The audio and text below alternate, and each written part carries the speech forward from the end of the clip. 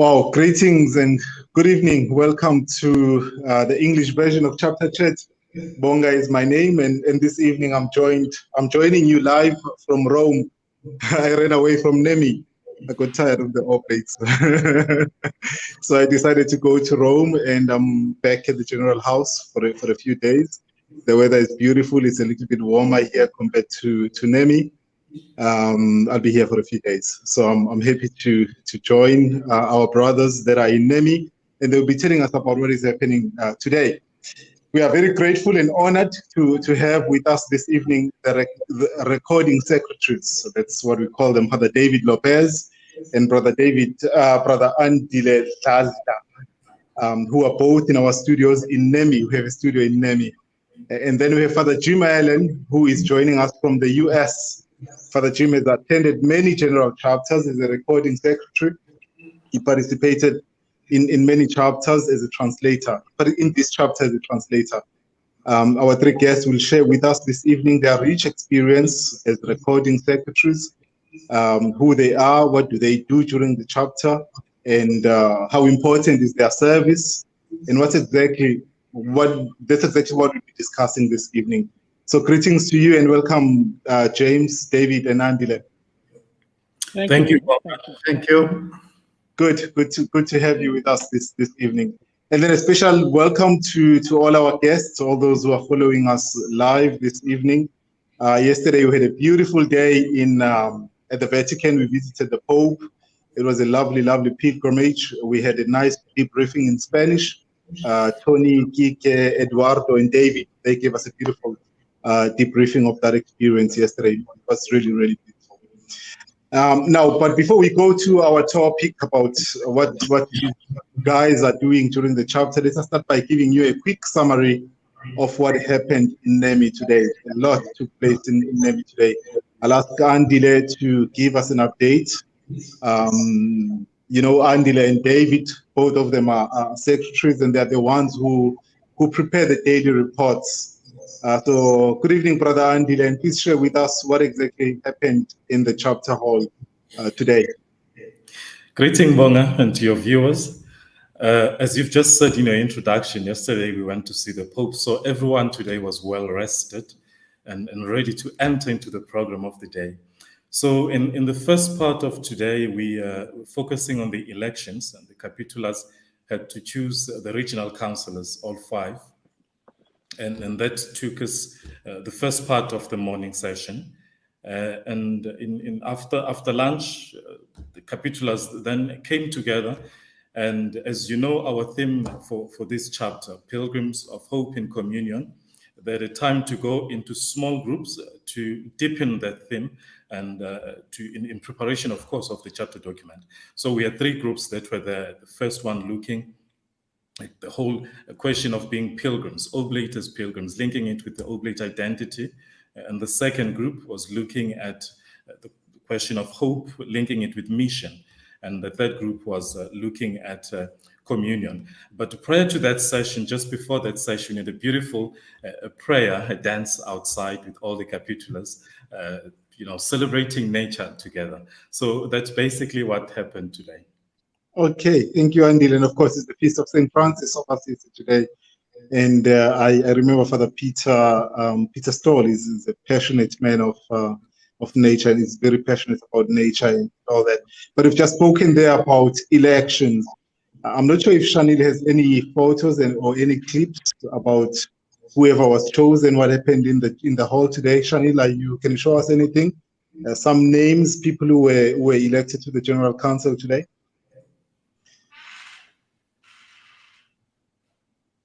Oh yeah, we have the voting process there. I can see Father Chicho greeting Father Capena, and Father Capena was elected as a general councillor for Africa Madagascar region. So poor guy, he's leaving his province and he's coming to Rome as a general councillor. And there was also from Asia, Oceania, I think it's Father Benedict who was elected. He's a current provincial. He was a current provincial of Jaffna province, so he's coming to Rome as well as the general councillor. And then we have Father Jorge Arbegati, and that's him there. current provincial of Argentina province. And the team they're greeting the Superior General Father Chicho. He also accepted coming to Rome. So I hope these guys packed their bags and they came with huge suitcases. Unfortunately, they didn't know that they were going to be chosen to the General Council, to be General Councillors. And then I think we had something very interesting as well. That's Father Benedict from Jaffna province. And that's Father Chicho greeting him there after he had accepted the mission. Who else did we have? We had a councillor as well from Europe, Alberto Niemi. Alberto is an ex-provincial of the Mediterranean province. So he was chosen as a councillor for Europe, and that team also greeting the Superior General Father Chicho. And then lastly, we had Father Jim Brost. How do you pronounce that? Brobst, yeah. Chosen for the U.S. Canada region. He will be the general councillor for that. It's another very interesting story there because he was not in the chapter as well. We have Father Chicho there telling us about what happened exactly. Can we hear that, Shani? Elect General Councillor for Canada, US. Now my point before going forward. I suppose we have to consult him. It's in Washington time, isn't it? Now it's 5 in the morning.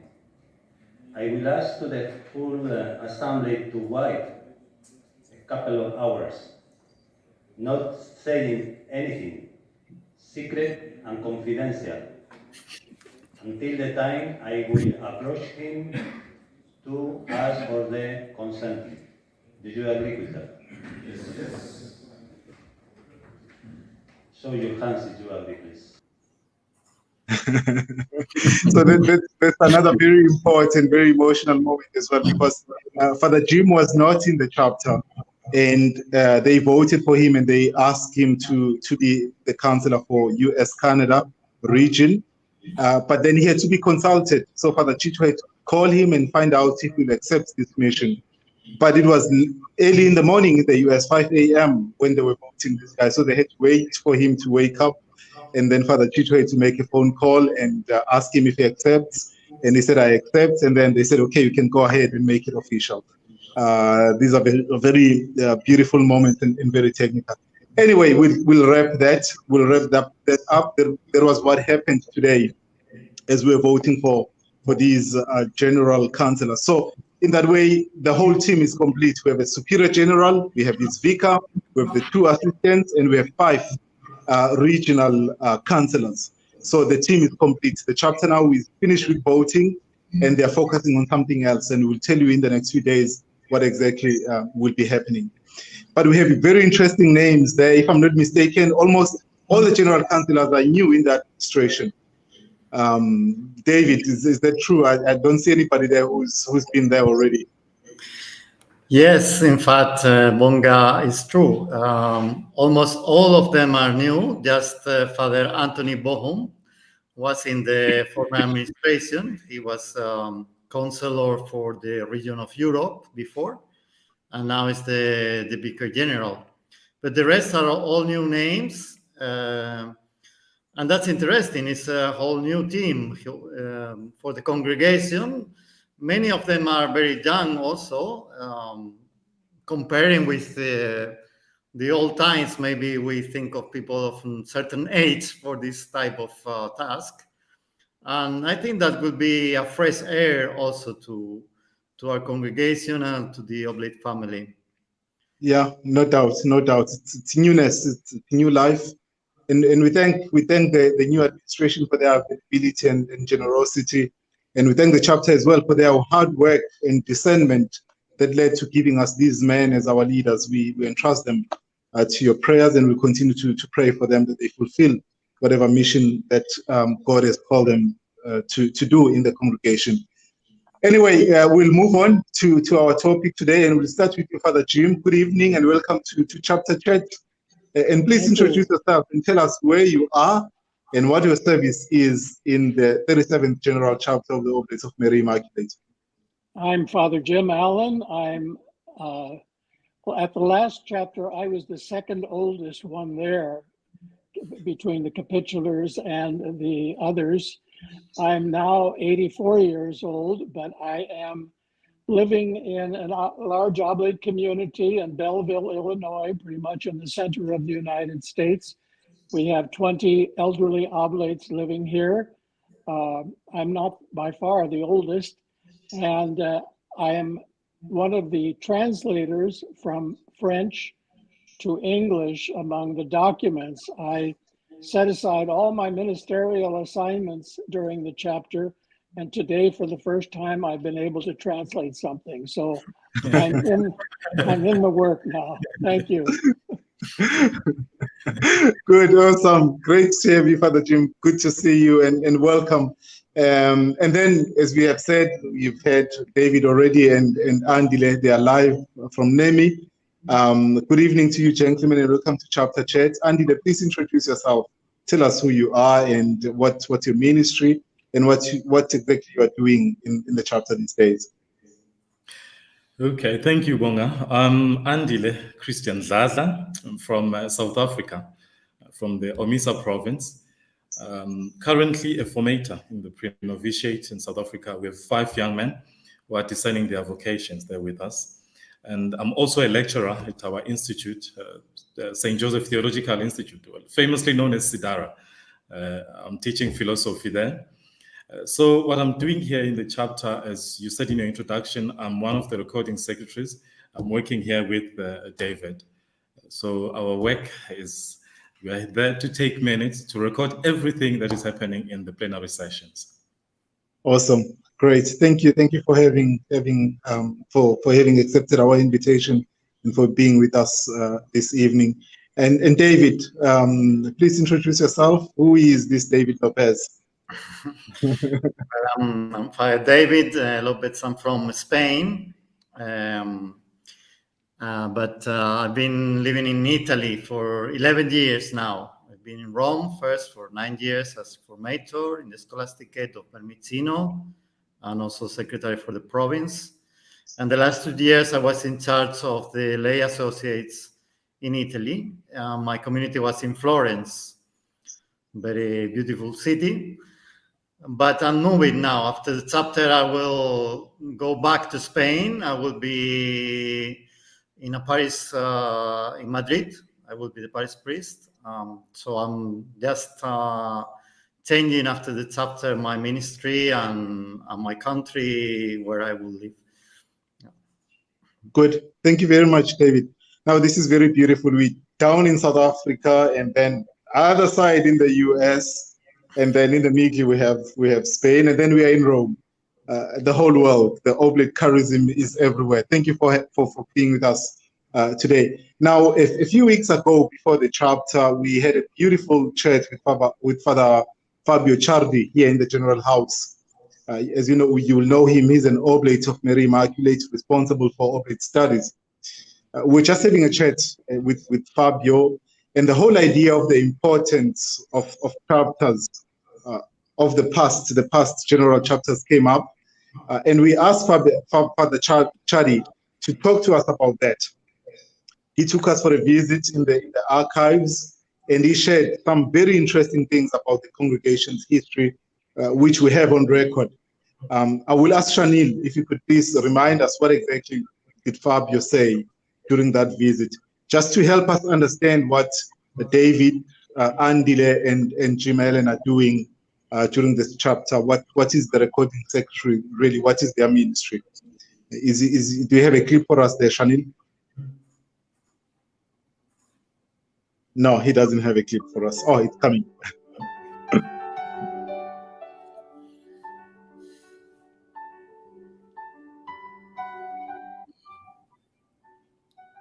37 general chapters. That means that we have already organized 36 general chapters. So I'd like to introduce you to all these general chapters. There are too many. So we choose just a few.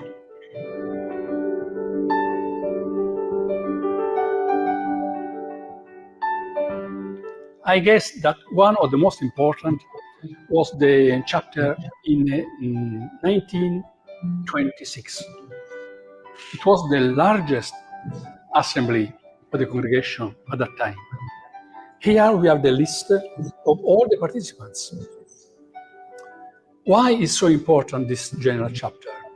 Because it was the chapter of the centenary of the congregation. After 100 years of the foundation, they organized this general chapter. So it was a very important event for the congregation. It was important because this is the greatest renew of the constitutional rules. They renew completely the constitutional rules according to the canon law, the new code of the canon law.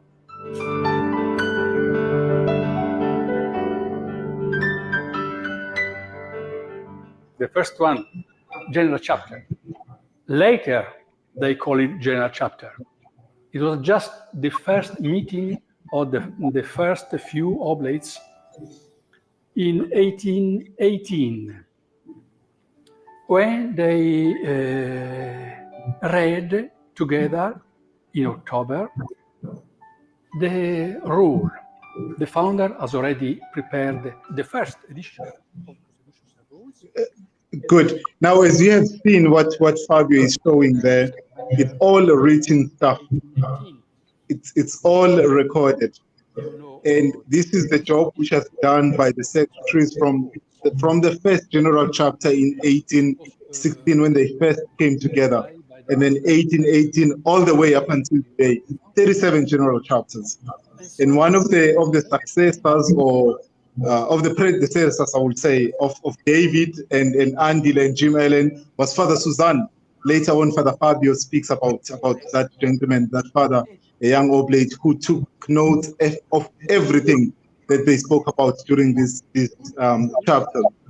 And as we will see, Fabio will say, and we'll take gratitude to Fabio for it's a beautiful video. I'll invite you to watch it on your YouTube. But I will ask you, Father Jim Allen, how many chapters have you attended? I was personally present for two. I know earlier you said many chapters. I guess two is fine. I know of others who have been at 4 and 5 chapters. I was at the 2010 chapter, and I also served as secretary for the chapter commission at that time because I was working in Rome as they were preparing for that chapter. And then I was recording secretary at the 2016 chapter. I think that's the picture that you see up there. Yeah, okay. And in both chapters, were you a recording secretary? Yes. The 2010 chapter, I worked closely with David. We were supposed to be taking turns, but I don't remember how it ended up. But I took the minutes and David did the translations into Spanish, and an oblate from Canada who is now deceased did the translations into French. But we did go out to a Spanish restaurant in back of Piazza Navona for supper one night. Oh yeah. No, and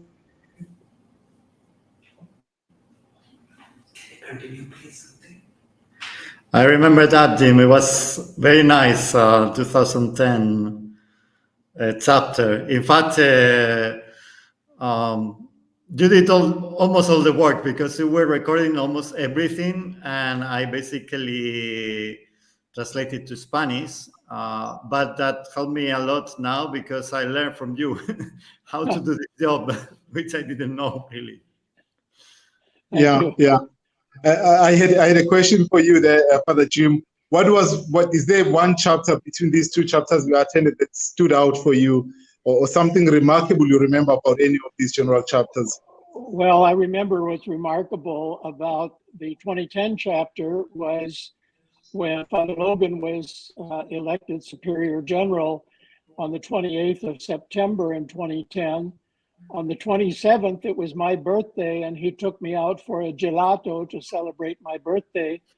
And then I promised him I would take him out the next day to celebrate his birthday. But I still owe him that gelato because he was elected Superior General that next day and we were not able to go out. But I'd known him since he was a novice, and so it was really a wonderful moment for me.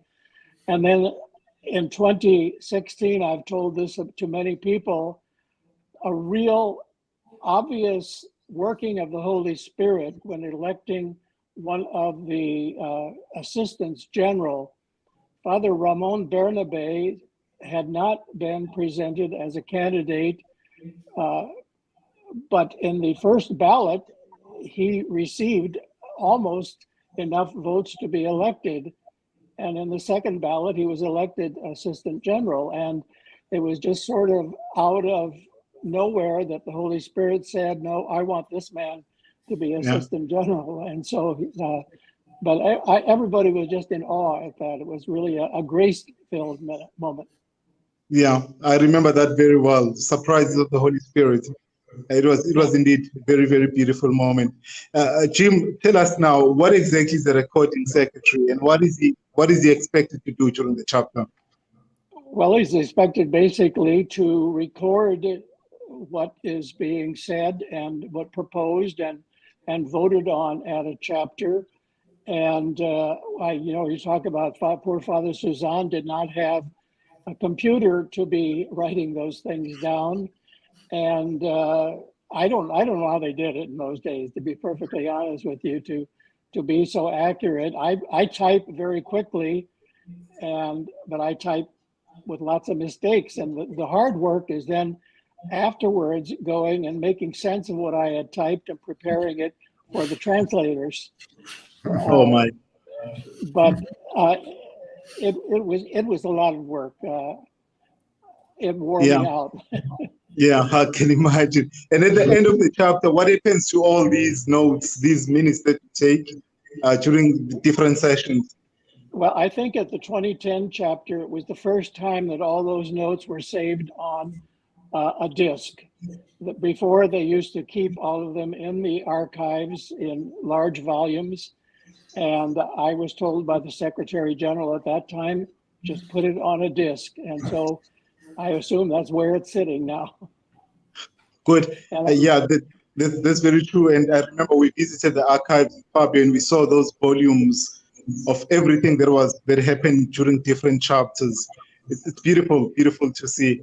And this year we have Andile and David. I would like to turn to you, gentlemen. How has your experience been during this chapter?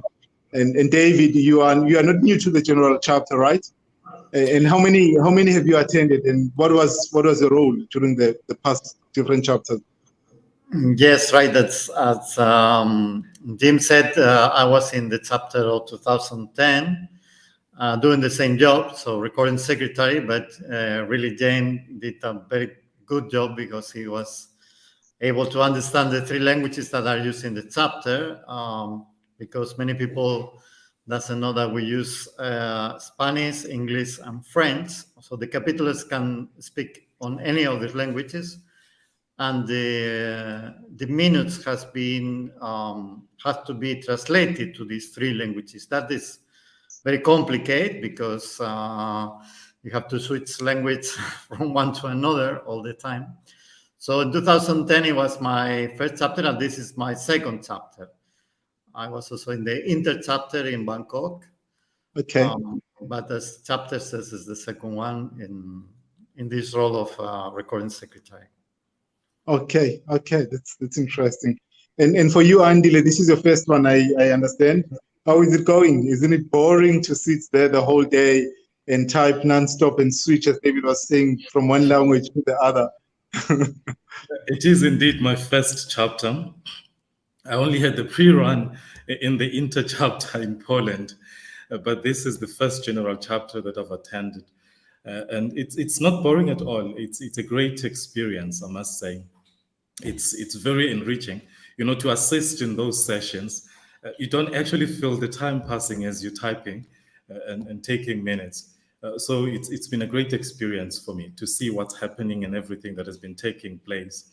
And having David with me, and he's got great experience, so I've enjoyed every moment of it. I haven't. The fingers, I'm not sure if they're enjoying it everything. But it's been great. Oh, that's good. I'm sure it's very enriching as well to just hear these oblates from different parts of the world with different experiences, and everybody has something to say, and sharing their own experiences and their own reflections. But Father Jim, tell us, what are the qualities needed for one to do such a service at the General Chapter? How were you chosen? And, why you?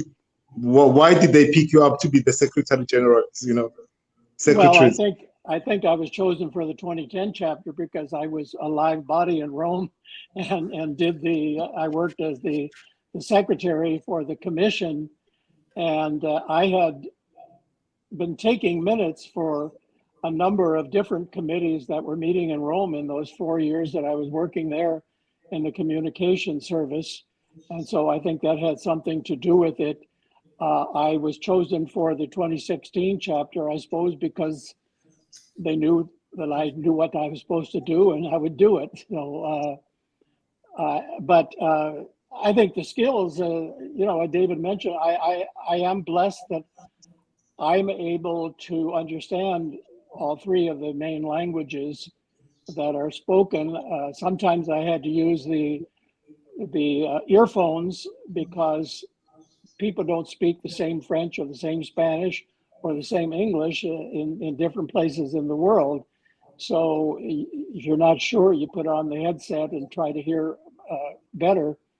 But by and large, I took the minutes in my own language as I was understanding them and then put them into good English so that the translators could carry on from there.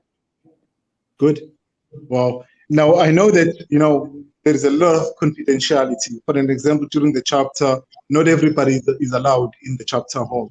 You talk about the chapter capitulas, they speak about a lot of confidential things, and we are aware of the sacredness of whatever is discussed in the chapter hall. But are there some things that move your heart as you listen to these discussions? How do you deal with your emotions? Or do you just remain indifferent and just focus on the keyboard and typing one word after the other? Are you moved somehow? Are you affected in one way or the other? Andy, do you have anything to say about that? I would say personally, you cannot really remain indifferent.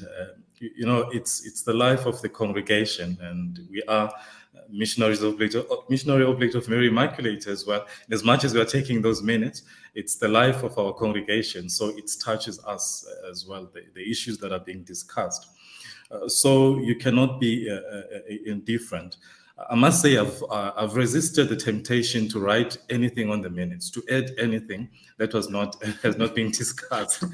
But you do at times feel tempted even to contribute, to say something. But it's very life-giving experience. It is very moving. It's very touching. Wow, that's good. And what do you find really challenging about this service? I think Jim has highlighted it. I'm also a fast typer, but I have to go back, sit down, go through what I've recorded, and try and correct.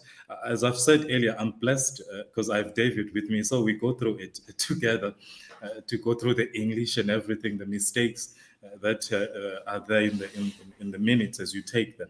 So that's the challenge, having to come back, sit down, and correct. It can be a tiresome job, but we go through it with David quite well, I believe. Yeah. Teamwork. Yeah, that's what we're. And you highlighted some life-giving. That it's also life-giving because these are issues which concerns our family, which concerns our life. It's not just a professional job, but it's really about us. It's about our family. It's about our religious life. But for you, David, is there anything life-giving? Would you highlight one or two things that you find really life-giving, especially during this particular chapter? What has touched you? What has moved your heart?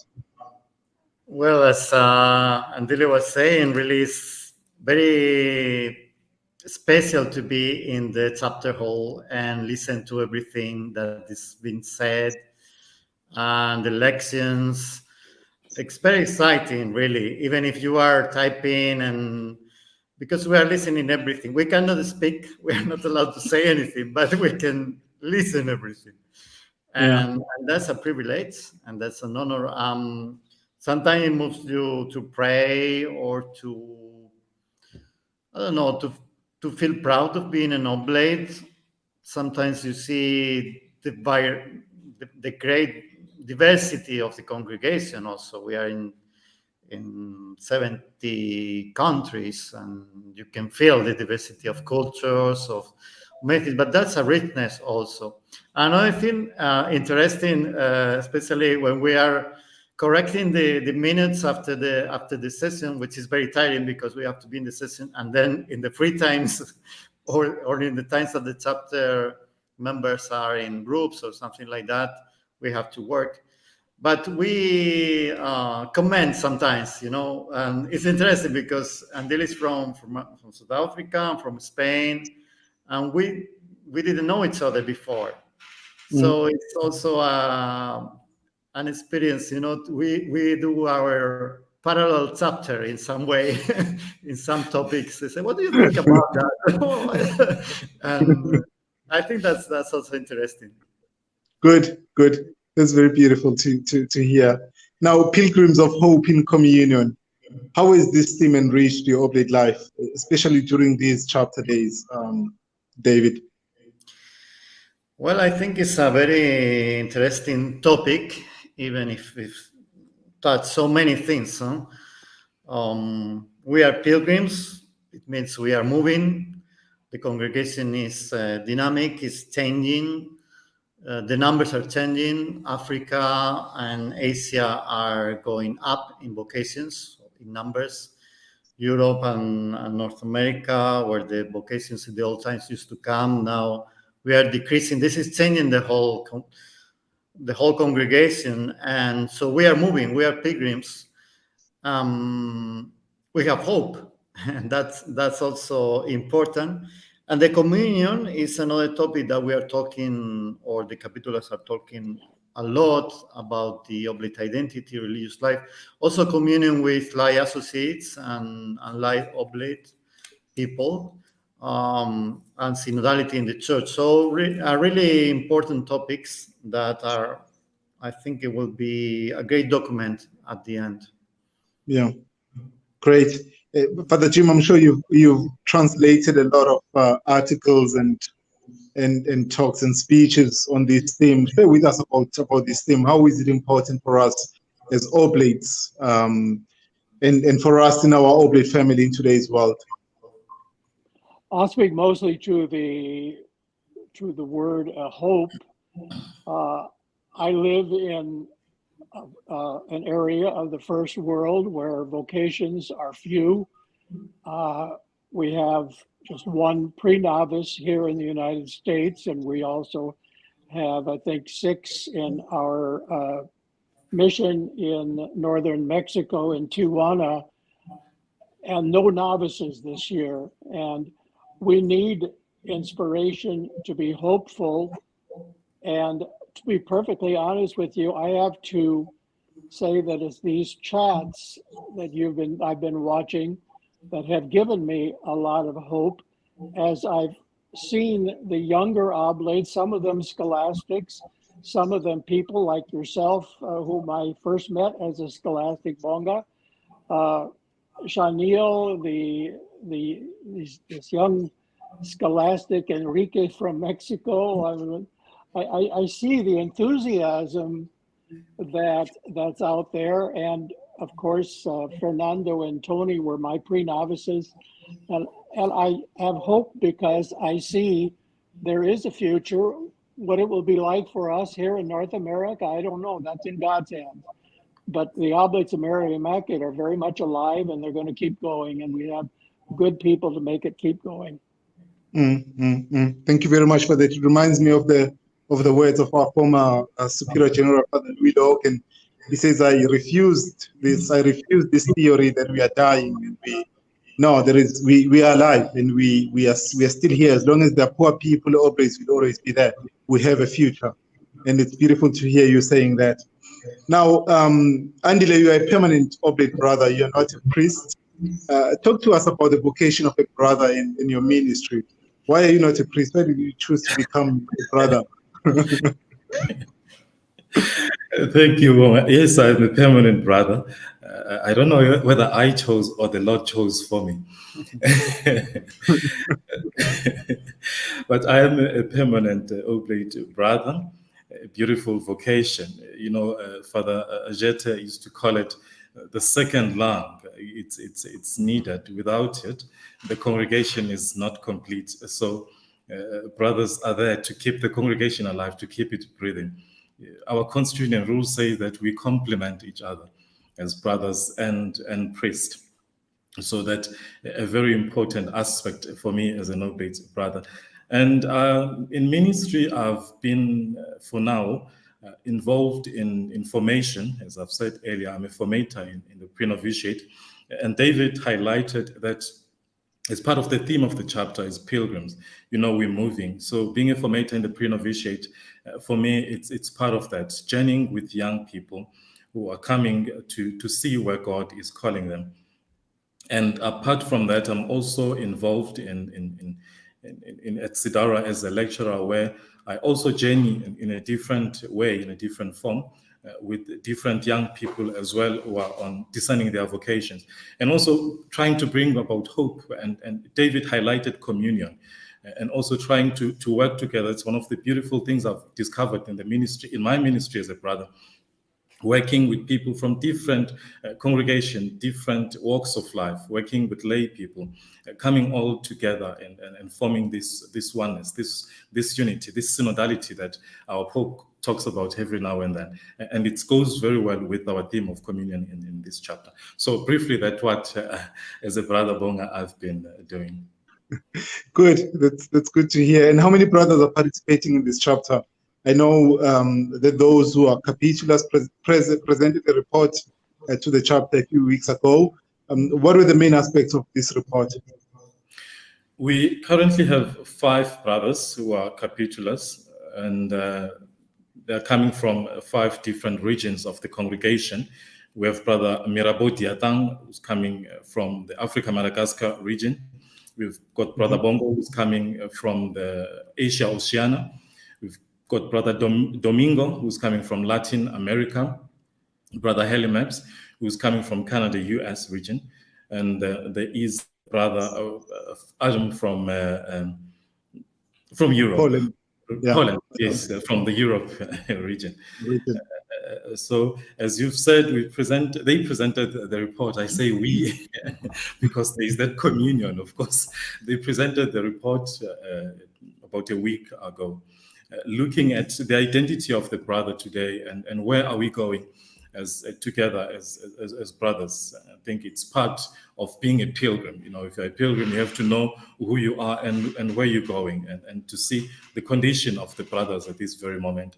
And what, as oblate brothers, are we called to be? What witness are we called to give to the world? Great. Beautiful vocation, that one.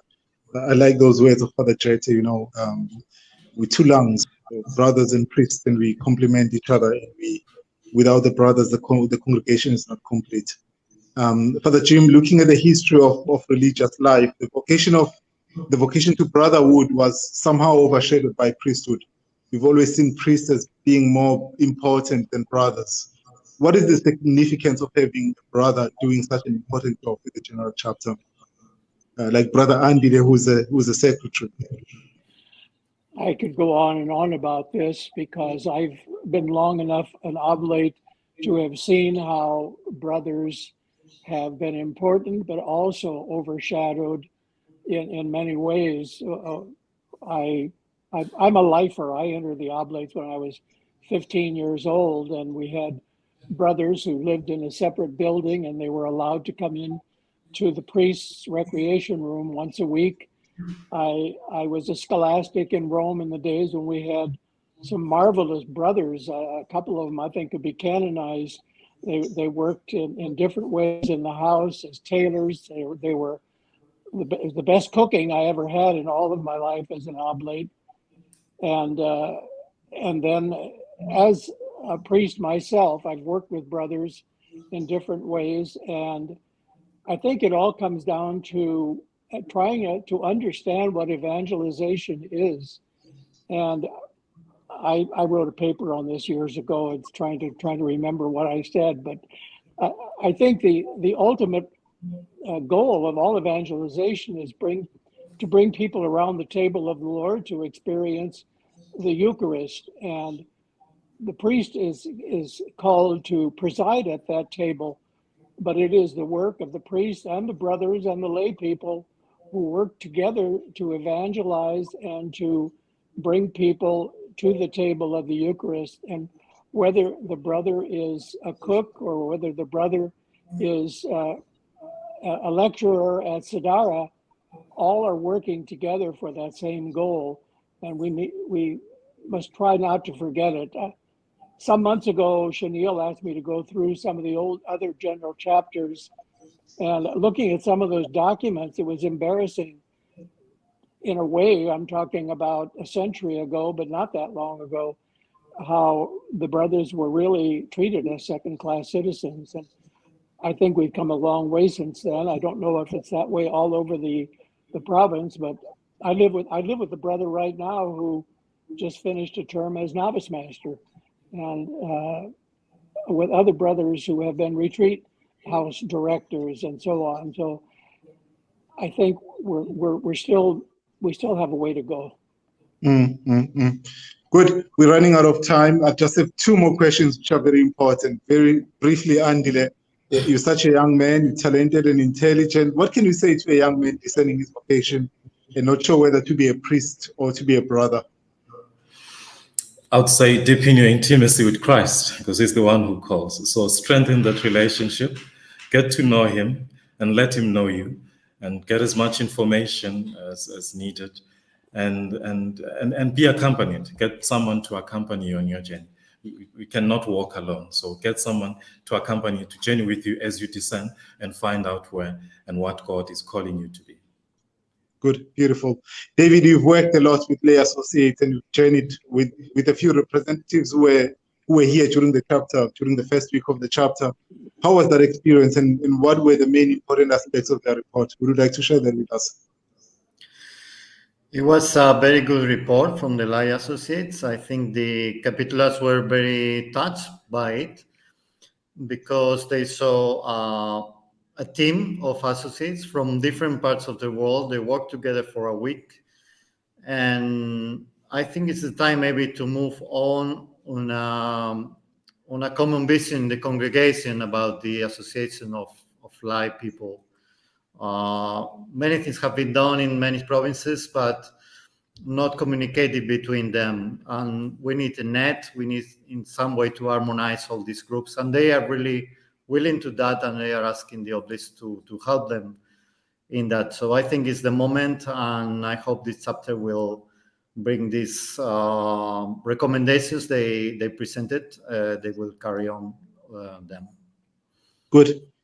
Thank you very much. I'm not sure if there is anything you'd like to add or something you want to say to our viewers. I've seen a lot of comments. A lot of people have responded to what we have said in different ways. I can't read. Chanel has hidden some of the comments, so I can't see the public ones. Oh my goodness, there's so many. There's so many.